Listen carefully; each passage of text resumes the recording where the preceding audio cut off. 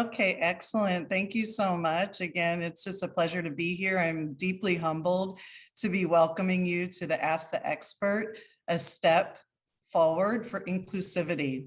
I will be joined by various districts, school, and community partners to discuss the recent changes to the district's bathroom signage.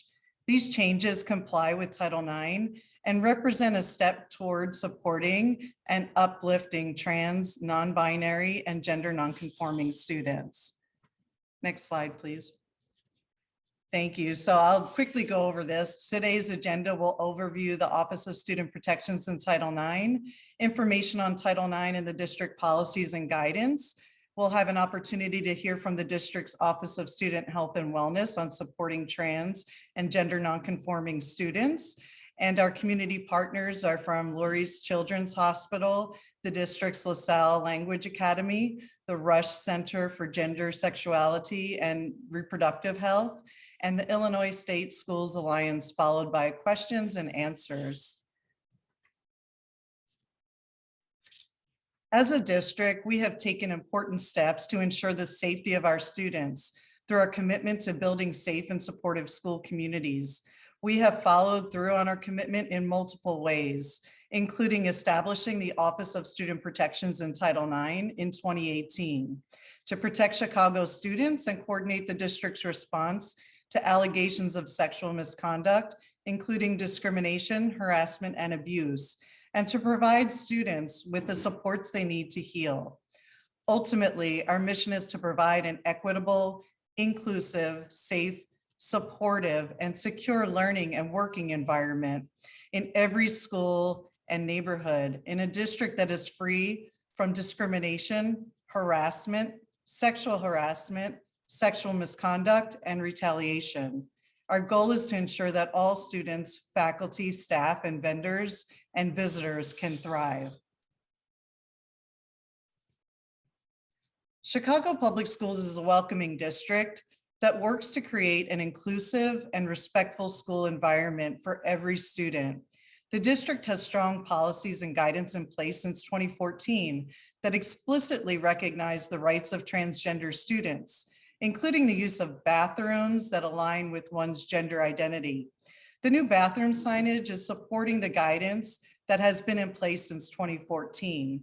Additionally, this aligns with the United States Department of Education's Office for Civil Rights guidance, expanding the breadth of Title IX's protections against discrimination on the basis of sex, including discrimination based on sexual orientation and discrimination based on gender identity. The Title IX is a federal civil rights law that states no person in the United States shall, on the basis of sex, be excluded from participation in, be denied the benefits of, or be subjected to discrimination under any education program or activity receiving federal assistance. We are striving for gender equity in bathrooms, as we know that having bathrooms accessible to all greatly benefits all students, as well as the school's climate and culture. By having this positive climate, supervising it appropriately, and making bathroom expectations clear, we will reduce all concerns about safety in these spaces. Research shows that there is no increase in safety-related issues related to bathroom gender equity. Under Title IX, students have a right to use restroom facilities that align with their gender identities. While the bathroom signs are new, they are a visual representation of district practices. Temporary signage brings further awareness while long-term capital planning is finalized. Good afternoon. My name is Derek Little, and I use he or they pronouns. And I'm a sexual health specialist with the Office of Student Health and Wellness. My job entails working on LGBTQ+ support for students and staff, which means I have the honor of helping create and sustain safe and affirming environments for all people in our community, including our LGBTQ community. Before I continue, I want to provide content warning as I'll be sharing data containing self-harm and depression. I attended Chicago Public Schools from grades K through 12. I witnessed and experienced homophobic comments and actions by my peers, teachers, and school-based staff. Because of the experiences I had, I promised myself that I would never come back to Chicago or CPS. I see so much of myself in our LGBTQ+ students. When I hear about students skipping lunch so that they do not have to use the bathroom, I am reminded of the numerous times that I was apprehensive of experiencing harassment in the bathroom due to my sexuality. I had so much trauma rooted in my experiences at CPS that I wanted to make physical and mental space from this place. Obviously, that did not last long as I'm back here. I see my role at CPS as a homecoming for me. I returned to a place that failed to care for me, but I believed that there was potential. Not only potential, but rather a necessity for CPS to be a place where LGBTQ+ students could thrive, because it was not when I graduated from high school in 2014. Coincidentally, in 2014, Chicago Public Schools developed the guidelines regarding the support of transgender and gender-nonconforming students. It's imperative to ground this work in student-centered approaches and collective healing. We know that by focusing on the most marginalized communities, our transgender, non-binary, and gender-nonconforming students in this case, we are able to create a safer school environment for all students. With this in mind, the bathroom guidance is not new. This has been district policy and guidance since 2014. The only change is this updated signage, excuse me. Why is this work necessary? Transgender and gender nonconforming students are more likely to skip lunch, not drink water, in order to avoid having to use the bathroom altogether. 65% of students in the United States that identify as transgender are harassed at school because of their gender expression. And 70% of transgender students say that they have avoided bathrooms at school altogether. Additionally, 1 in 4 transgender and non-binary youth who were discriminated against on the basis of their gender identity attempted suicide this past year. We have a responsibility to our students, past, present, and future, to redress the harm they have experienced and continue to create a safer school district where they are able to thrive. Being able to use bathrooms without threat of violence or harassment is a human right, not a privilege. Making bathrooms accessible to all students, particularly our transgender, non-binary, and gender non-conforming students, is suicide prevention. This saves lives. I invite you to join us in creating a culture of radical love and understanding. Thank you.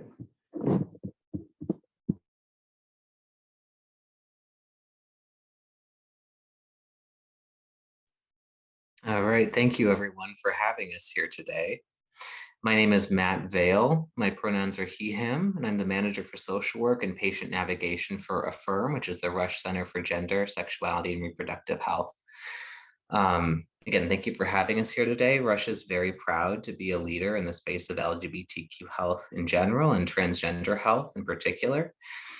We were one of the first hospitals in the country to receive a perfect score from the Human Rights Campaign's Healthcare Equality Index, and we've long considered ourselves advocates and allies of the LGBTQ community in general, and again, the transgender community in particular. And as part of the evolution of Rush's commitment to the trans community, our program, Affirm, was officially launched in January of 2020, although there was a lot of work leading up to that. And our goal is to provide comprehensive care to the LGBTQ community. And that not only means providing competent clinical care to our patients, but also providing safe and affirming spaces throughout the hospital system. And that means that we really want to create an entire system that's welcoming for patients, visitors, and our community members. The patient visit starts long before they see a provider, which means making all of these spaces safe and affirming. And that includes creating gender inclusive bathrooms. While there's no data to suggest that our cisgender patients are endangered by all gendered bathrooms, there's a lot of data to show that gendered spaces, especially bathrooms and locker rooms, can be very dangerous to our trans and non-binary peers. And so we're very proud of our record when it comes to standing by the trans community, and very proud to stand with CPS as they work to support transgender students, trans and non-binary students. And our program falls under the Department of Community, Health, Equity, and Engagement at Rush. And under that department, we also operate 5 of the school-based health centers within CPS. And so we feel very lucky to be partnering with CPS. Next slide for us. Just want to speak very briefly to why we're doing this work, and I won't read all of these bullets for the sake of time, but really want to focus on this first one, which is that we know at Rush is that 40% of trans adults at some point in their lifetime have attempted suicide. We also know, though, that affirming someone's gender in just one domain of their life, and that can be work, school, home, or even where you receive your healthcare, can lead to a 56% reduction in suicidality. And as a healthcare provider, that is the cheapest and most effective intervention that I've ever heard of. And when we first began our program a couple of years ago, one of our very first patients was a transgender woman who was at the beginning of her journey and really did not feel safe expressing her gender authentically at home or at work. But after having some positive experiences with providers at Rush and coming to a space where they saw themselves in the educational literature or posters on the wall and where they had access to affirming bathrooms, this person began to present herself authentically at her doctor's appointments. That was the first place she did that. And so it's incredibly powerful what we can do if we build these affirming spaces. This is not just a matter of convenience. This is a matter of safety and life or death for some folks.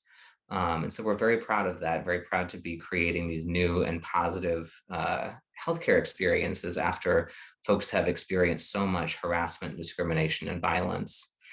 At this point, I will kick it over to our medical director, Dr. Iyengar. Thanks so much, Matt. Hi, everyone. I'm Dr. Ravi Iyengar. I am an endocrinologist. My pronouns are he, him, and I am the medical director for AFFIRM, the Rush Center for Gender, Sexuality, and Reproductive Health. And I just want to reemphasize how proud we are to be here today and to stand with CPS and lend our support to this topic. And you'll hear from many respected clinical experts and programs in the Chicagoland area on this call today. I just want to emphasize the point here that transgender identities are not a new or novel concept and have been around for centuries and beyond. In this age of modern medicine, we have rapidly growing amount of data and tools to recognize the significant disparities faced by trans individuals and the health implications that comes with. The data is very clear that gender identity is not confined to simply male or female, and that those designations are really social constructs based on what's considered quote unquote normal. So when kids identify outside of this gender binary and don't have the resources to address it, and are even met with harassment and abuse when they are trying to address it, it too often results in very negative health and mental health outcomes. We all know school is a critical time in growth and development for our kids, and taking steps for positive affirmations in gender identity, such as gender-neutral bathrooms, has clearly been linked to improved mental health outcomes at no detriment to other individuals. Exploring these concepts that may be new to some of us and even make some of us feel uncomfortable should not interfere with our collective goal to ensure the safety and well-being for all of our students. And I'm really encouraged by everyone's willingness for this dialogue here today. So thank you so much for having us.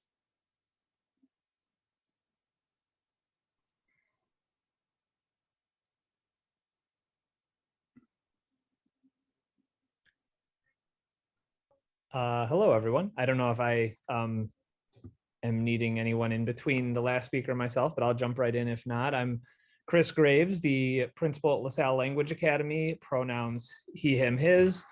And I'm just speaking for a moment on how things have gone at LaSalle. I want to just do a brief history here. During COVID, we ungendered our restrooms for safety purposes. Instead of boys and girls, we had 1 and 2, so that one teacher could take all her students to one restroom and one teacher to the other. And what we noticed from March, April, May, and June of 2021, when we did the hybrid reopening, was there were no issues.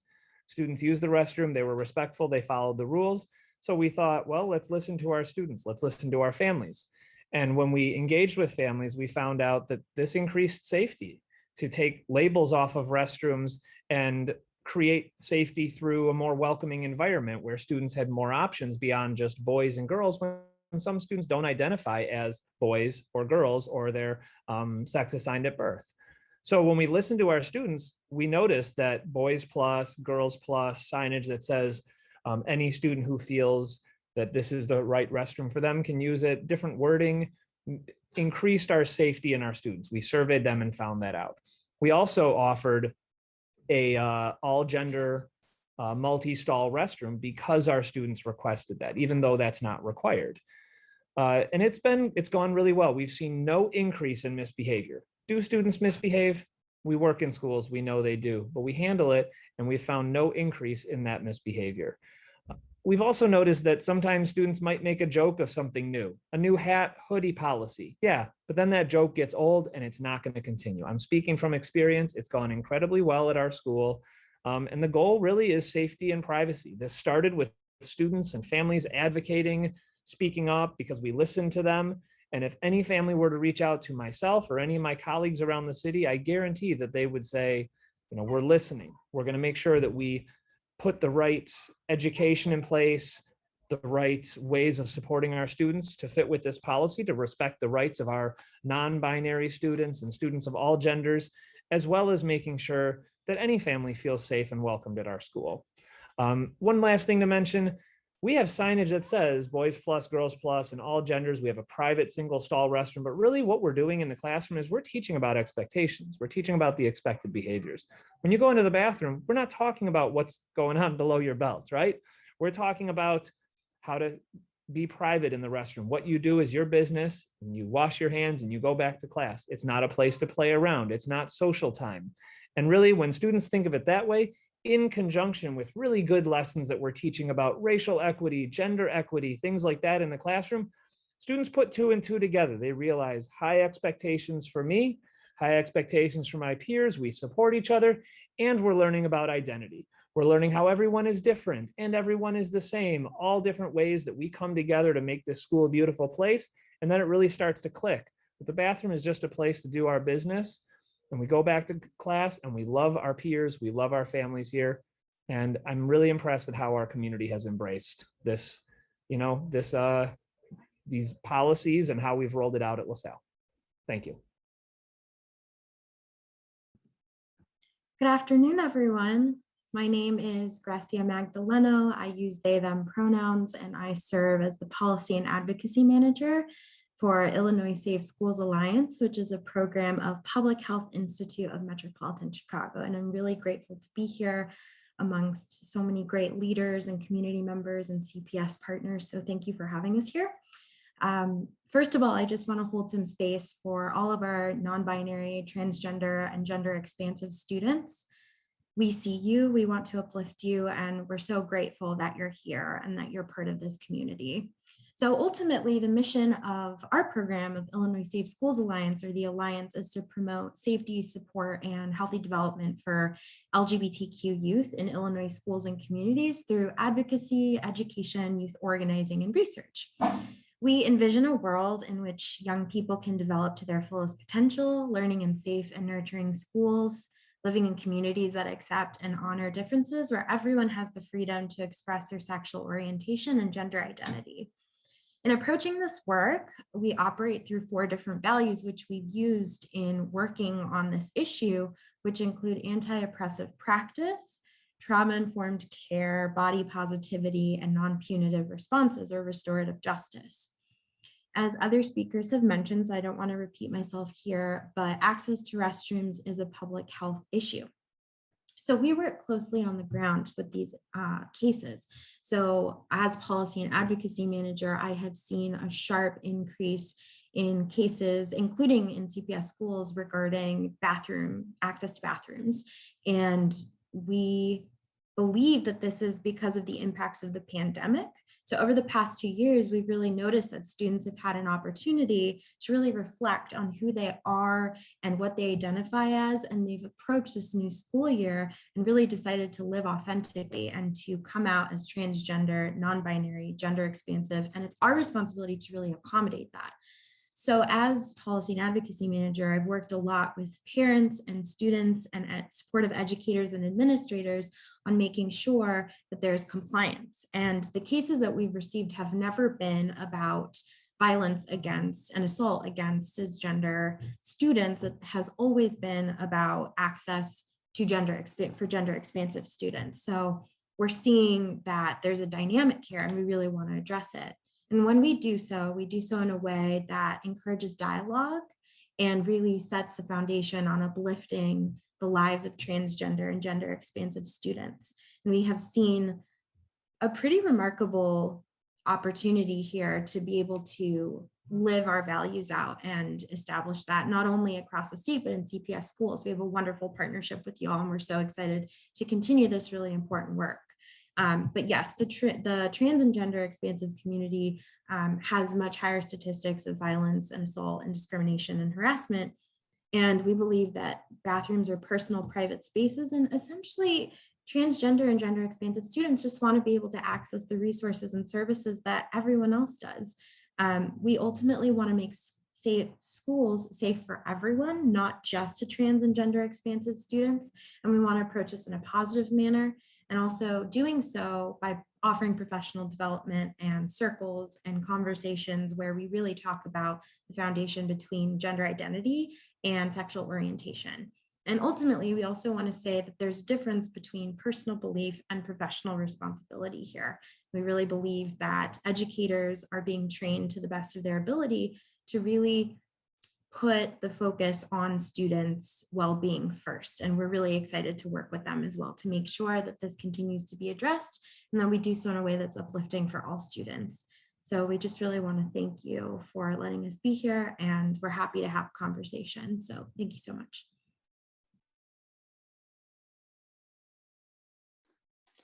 Thank you so much. Hi, my name is Jen. I use she and her pronouns. I'm the Associate Director for Community Programs at Lurie Children's Hospital and part of our gender and sex development program that serves trans, gender nonconforming, and gender questioning young people.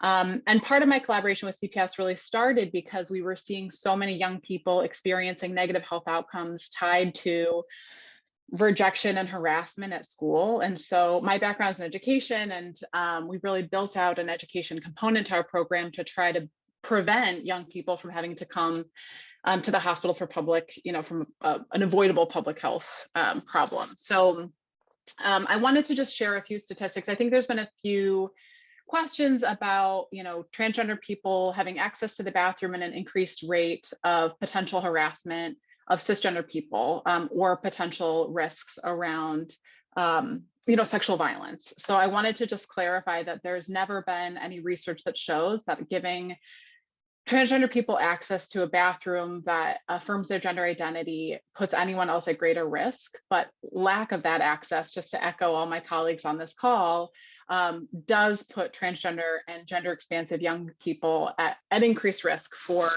violence and harassment. And I will say, even just, we worked with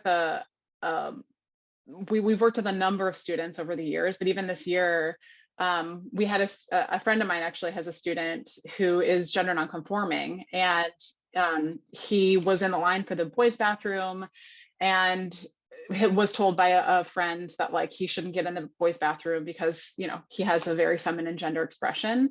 And I think this is a really important learning opportunity for us and for CPS to bring students along. The signage, I think, is just the beginning of an opportunity to share with students about access and inclusion. And I'm just really grateful for the opportunity to be a part of this conversation and to be working with CPS in continuing to fulfill the mission of the policy that was written in 2014. If you go ahead, and my colleague Hadiz Safi was able to join. They were at another school training, but they're also here and do a lot of work in schools as well. We do collaborate, we work with PHIMC and Illinois Safe Schools Alliance too to do a bunch of trainings in schools to better equip folks to understand how to successfully roll out these types of policies and ensure that all young people and all families are supported in school. So this is not at all a conversation about supporting transgender young people at the detriment of cisgender folks. And by cisgender, I mean people who identify with their sex that they were assigned at birth. So I just want to clarify that this isn't an either or. This is an amazing opportunity to just bring everybody into the fold and ensure that everyone has access to a safe and supportive learning environment.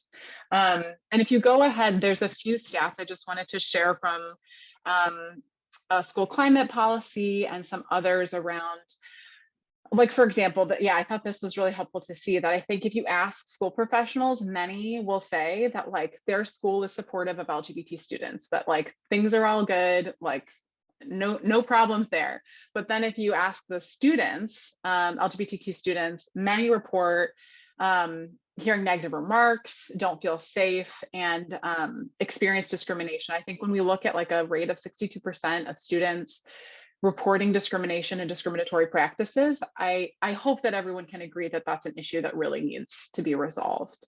And again, if you go to the next slide, you'll see that many folks do not report when they see harassment. So these are under, reported numbers for sure. And many who do have harassment, who do end up reporting it to school professionals, don't feel like anything is done to support them. So I think this is a very important outward response to show that there is support for transgender, non-binary, non-conforming students, and that this is a safe place for everyone.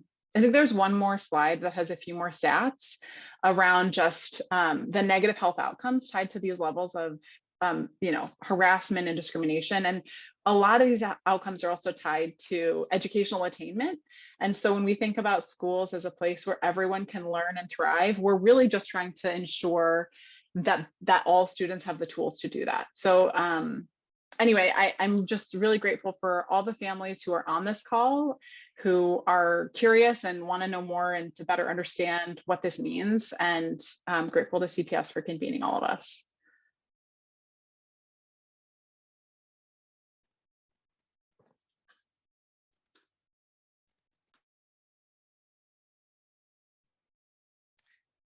Great. So I think I'll take it back over from there. So we had some, frequently asked questions that we thought we'd start off this portion with, and we'll go ahead and go through there. And if any of the community partners or district partners that are on the line want to jump in, please feel free at any time to offer some assistance with answering these questions. The first one, what does the plus mean in boys plus, men's plus, and the girls plus and women's plus? So we've gotten this question a number of times and just want to do our best here to explain it. So the updated bathroom signs identify boys and girls restrooms with an expansion to include anyone who identifies as such. It allows a student to use the bathroom that is both comfortable and aligns with their gender identity. Additionally, any student who prefers to use the restroom privately always has that option to do so. And while making a change to the bathroom signage, the use of the bathroom stays exactly the same. So we're just changing the signs again to match policies and practices that were already in place with the district. I don't know if anyone else has anything they'd like to add to that response that's on the panel today. All right. I could also just add briefly that Lurie Children's rolled out similar, inclusive language on some of our multi-stall bathrooms, and all of our single-use bathrooms say, all gender restrooms. And, it was a learning opportunity for us as well. And I think for a lot of our patients and families. So it can be done. I think it's also can feel like overwhelming at times, but I think it's an important opportunity. I'd also like to add something. My name is Booker Marshall. I use they, them pronouns. I'm the LGBTQ plus and sexual program manager in the Office of Student Health and Wellness at CPS. And I've been working with schools around bathrooms for the 5 years I've worked here. I just want to reiterate, because there are a lot of questions in the Q&A this, this isn't new policy, and the bathrooms actually are not gender neutral. I've actually been fighting to get gender neutral bathrooms the whole time I've been here. So I understand that people are interpreting this as like, oh, anyone can use any bathroom now. That's not the case. That is not what's happening. So we're talking about students who are trans, who, let's say a trans boy wants to use a boy's bathroom, but maybe adults in the building see them as a girl physically, right? Sometimes those students get blocked from using a bathroom that affirms them because of transphobia, because of prejudice. What this signage does is makes it really explicit for our young people that they know that they can use the bathroom that aligns with their gender identity. While this has been policies since 2014, doing the work of implementing these guidelines, a lot of our schools still are not actually enforcing them. They're not actually allowing students access to the bathroom because of just like misunderstandings about the policy itself. And we've been working very hard to communicate that. But I will say that this signage rollout has been doing the job very effectively. So I just want to name that because, again, this is not new policy. This has already been happening in CPS schools since at least 2014. It is best practice in the field of education to allow students to use the bathroom that aligns with their gender identity and that makes them feel safest and most comfortable. I also want to name non-binary students who often have a very difficult time using the bathroom. I, as a non-binary person at central office, had a very difficult time finding a bathroom to use a lot of the time when I was exclusively using single stall bathrooms. So, as a non-binary person, I use the men's bathroom now because it's easier. It doesn't take me 10 minutes of waiting. I can only imagine what students are dealing with when they have to go to the main office to get a key to unlock the single stall bathroom, which is very common. So what this does is it lets non-binary students know as well that they can use the bathroom, like a multi-stall bathroom, without being barred access to those. So I just really wanted to call out those specifics of what we're talking about here. The bathroom signage does not mean anybody can use any bathroom at any time. It means people can use the bathroom that aligns with their gender identity or that makes them feel most comfortable. And this, again, has been policy for a long time. Thank you, Booker. And if I could ask Principal Chris Gregg, if you can talk a little bit about what you did with your student, because it's very specific, right? You're talking about, we had this conversation with our kids, we survey them, and this is what they told us. So if you can talk a little bit more about that and what you've seen in the last few months with your students and how they are supporting one another. I think it's important for the parents that are joining us to see that from the perspective of the student and what's happening in your school. Sure. So yeah, as everyone's pointing out, and I'm seeing it in the chat box too, misbehavior can happen. I've been a school administrator for about almost 10 years. And when I was at Curie High School prior to this, we implemented this policy there. So yeah, there might be a student that makes a joke out of a situation or something like that. That doesn't happen in high schools like Curie. It doesn't happen at LaSalle Language Academy. I've collaborated with a number of other administrators. Sometimes we take our students to the bathroom in a group. Sometimes there's a passing period where students go, and we're not seeing an increase in any type of misbehavior. And even if I've heard some stories where it has, and then I check in with those people weeks later and it's not happening anymore because the novelty is worn off, right? So in our classrooms, there's a spot in our building. It's quite easy. I can stand in the hallway with a student and say, here are all of our choices. Sometimes I check in with our students. I know all our students here. And I say, we've got these restrooms right here that say all gender, and these that say boys plus and girls plus. And then there's a private restroom that someone can use all by themselves. Anyone can use any of these choices that makes them feel safest. Do you feel like you have something that you can choose that makes you feel safe? And of course, they always say yes, because I've literally just given them every option possible. There's no line out the door of students. Students don't feel ostracized. And if a family does come to me and say, hey, my child had an awkward situation in the bathroom, I've been hearing that for years, even before this signage changed. We always listen in and we engage with our families and make sure that we say, well, what is it that your child needs? Okay, here's how we can provide that in a way that doesn't restrict the rights of other students. In the classroom, teachers aren't saying, anything about what's going on below the belt. They're saying the expectations in the bathrooms are just like they say the expectations in the cafeteria, the expectations during an assembly, the expectations at recess.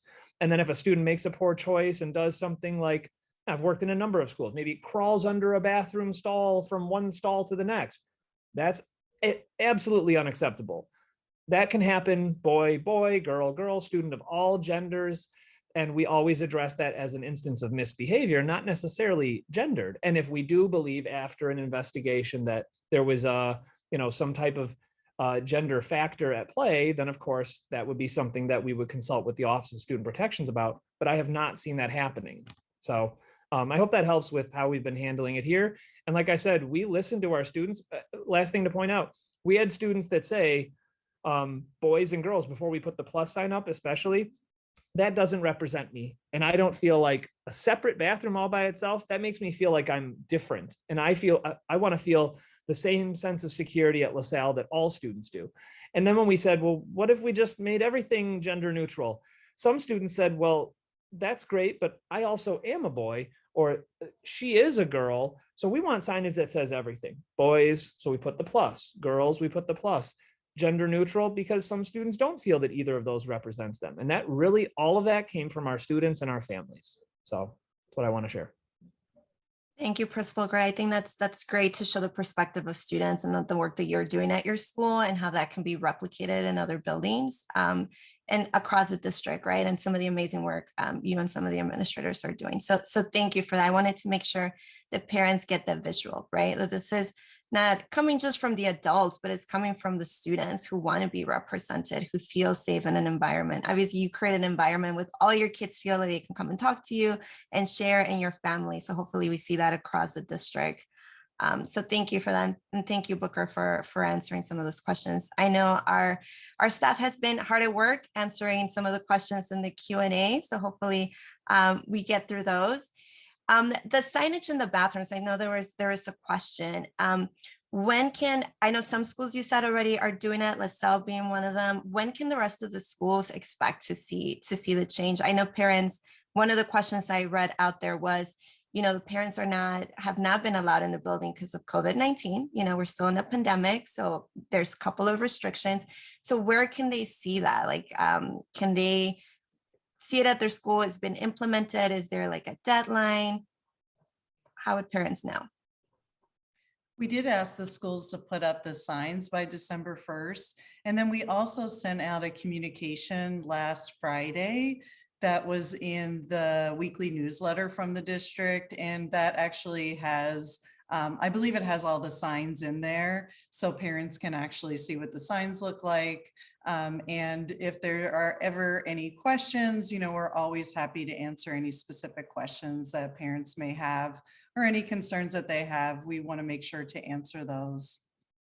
Yeah, thank you, Chief. So if parents in this call didn't receive that, maybe got lost in your junk mail or something like that, everybody RSVP. So I have your email. So I'm more than happy to resend that information to everybody on the call to make sure that you have it, that you're able to see it and read it. And then, if you have questions, you can reach out to us as well. All right, so thank you for that. Is there any other question in the chat? I know the team it's answering that you want to voice over.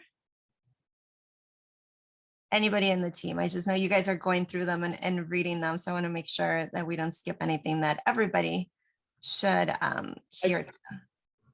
Hi, Bernice. Hadi Safi, I'm Lurie Children's Hospital. I just wanted to highlight and echo, there is a question about quote safe restrooms for cis girls that has come up quite a few times. The restrooms that are Girls Plus are safe restrooms for those students.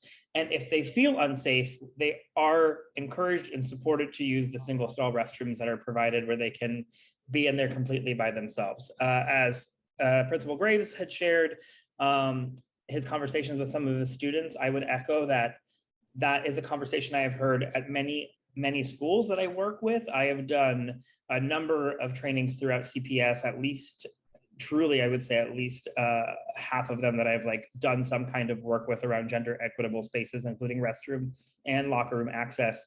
And when we ask the students, and this is from K all the way up to 12, the students are not super concerned because they just want to use the restroom and then they want to get back to what they were doing. The focus around the restroom and honestly, all the questions around safety, I super get what guardians are concerned about is safety of their students, but time and time again, we have shown that this is not a concern for cis kids. This is a concern for trans and non-binary kids. And last of it all, if the young person feels unsafe in a multi-stall restroom, they are encouraged, and the family can reach out to folks at the school about where that young person can use a single stall restroom that they feel safest in.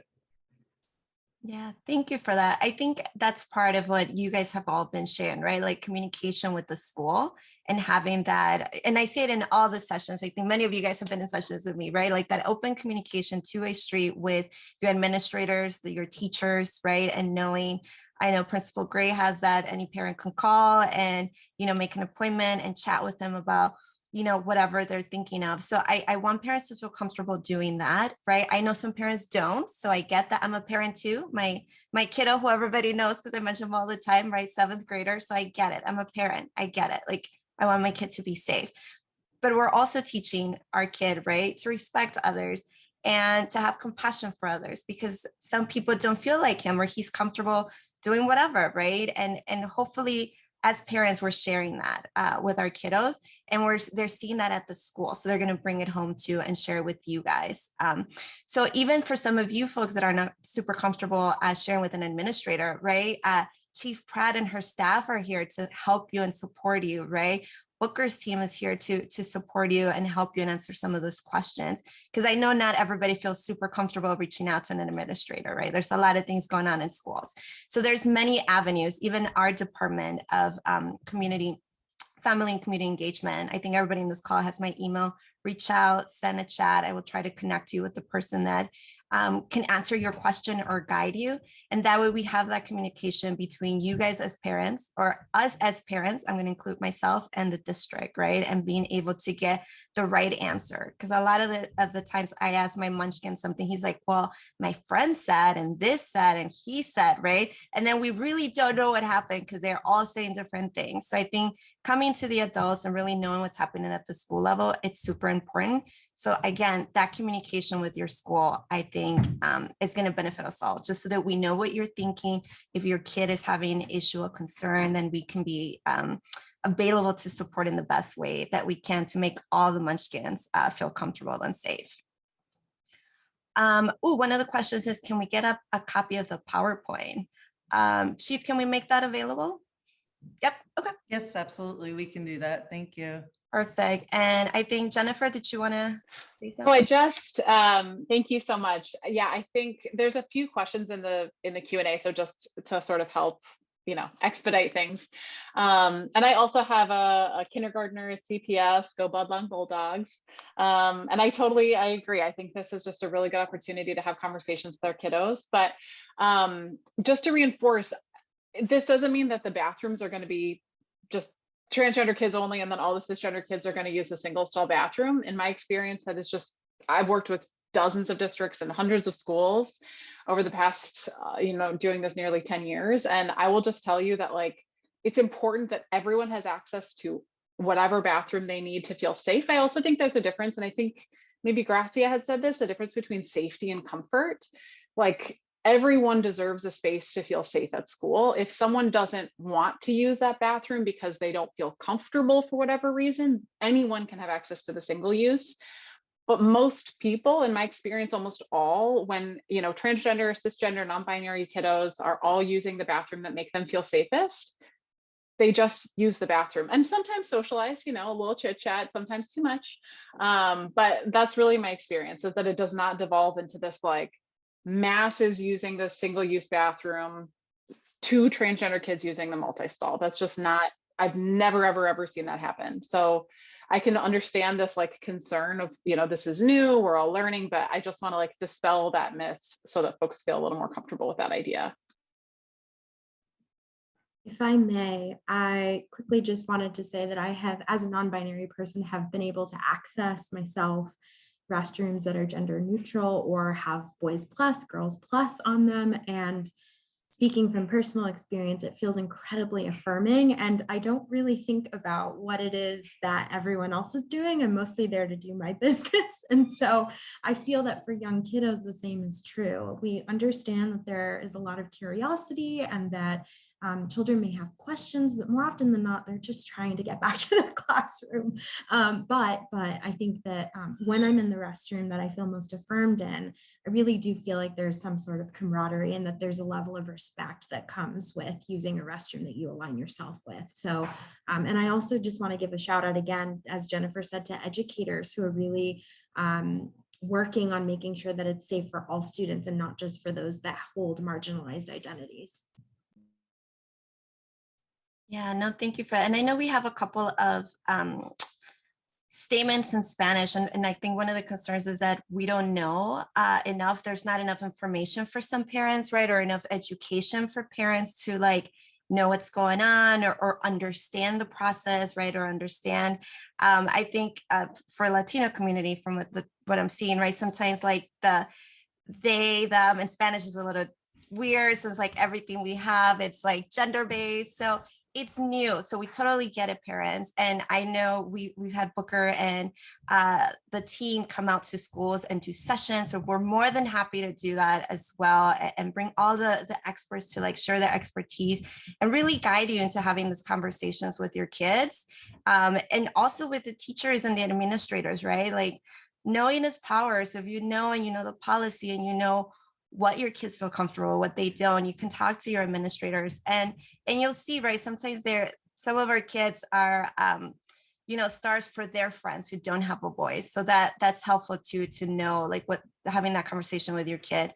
So if you don't know and you want this information to come over to your school, send me an email and we'll be more than happy to like bring it locally or do another session. I know Booker and the team have done some for us already, but we'll continue to bring them to parents and the community as long as you want them and need them to get more information. So thank you to the moms that are putting that there's not enough information. We'll bring it out. Just send me an email. All right. And I know we're coming until time almost to close this session. I know there's a lot of questions. We put a lot of links over email. I will send the deck and a couple of the links that we put up to you guys so that everybody has them. We'll put some emails and phone numbers so you guys can reach. Everybody has my email, so you can reach me if you if you don't have anybody else information, and I can direct you to people who can support you. But what I want to do, and I know there's a lot of folks, panelists who are helping us today, but Chief, maybe starting with you, and then we'll go with Principal Graves, because he's out there in the lines really doing that work, and then perhaps Booker, just to, now that this is happening, parents are seeing it, right? What is the key takeaway that you want parents to take from today? We gave them a lot of information. There's a lot of anxiety, right, from parents as to what's happening. How is this going to affect their kid and their school? So peace of mind for them. What do you want them to take away from the information you provided?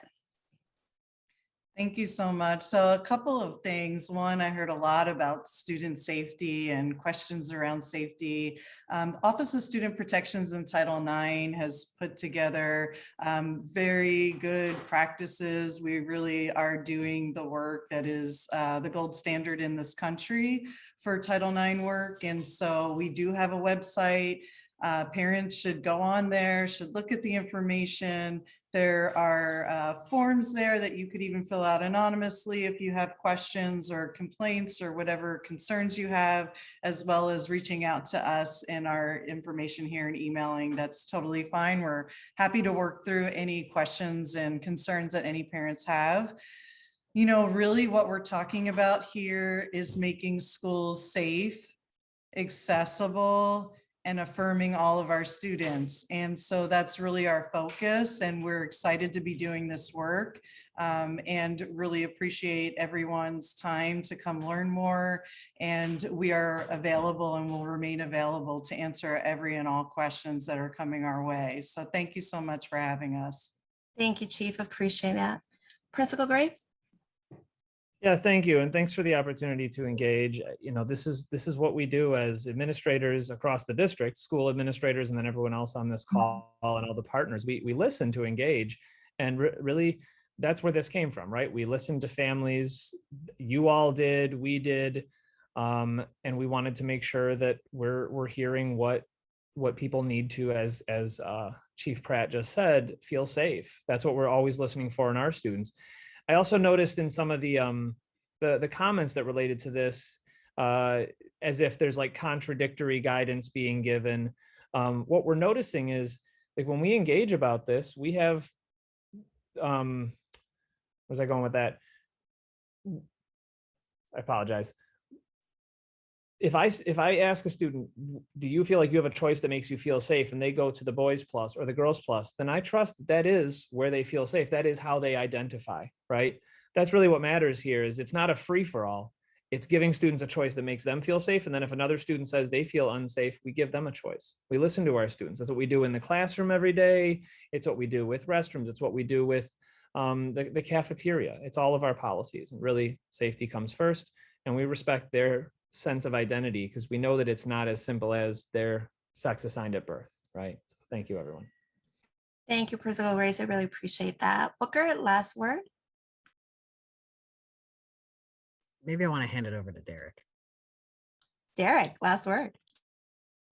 All right. Well, I want to first extend gratitude for everyone for showing up. I think that there's so much that connects us, and we all want our students and our community members to feel safe and be safe. And I appreciate folks for sharing, our sentiments and challenging us to serve our students better. And as someone who spends my day working with LGBTQ plus students and staff, we made this policy and this guidance with them in mind and all of our students in mind, that we can create a vision and create a world that is inclusive for all students, and that we can make solutions that are with our caregivers, our students and staff in mind. And I know that this is a transition, and it's a new phase for all of us. And with transitions, there are discomfort and difficult moments and moments of growth. And I truly believe that we can all grow together from this. If you have questions, or if I can support you in learning more about the LGBTQ community, I'm happy to answer questions. You can email me, but I know you showed up here today because you care. And I appreciate that so much. So thank you. Thank you, Derek, for that. And I think for bringing us back together, right? We're all here because we care for our students, for our community. So that was an awesome way to close us. For parents, I thank you all for joining. I know there's still a lot of questions. Reach out. This is something, like Booker said, not new, right? It's something that has been in place that we want to make accessible to our students. And it's all of us coming together as a community and being supportive of one another. So I leave you with that. I hope that we can all come together as a community and be supported and just love on one another. And thank you all for joining us and giving us your time this afternoon. And we'll see you in the next year. So thank you, everybody. And thank you. Shout out to our interpreter. I always forget. Joel, thank you so much. You're so amazing. Thank you for making this accessible to our Spanish speakers. We really appreciate the work that you're doing. So with that, thank you, everybody. Have a great night. We'll see you soon. Bye-bye.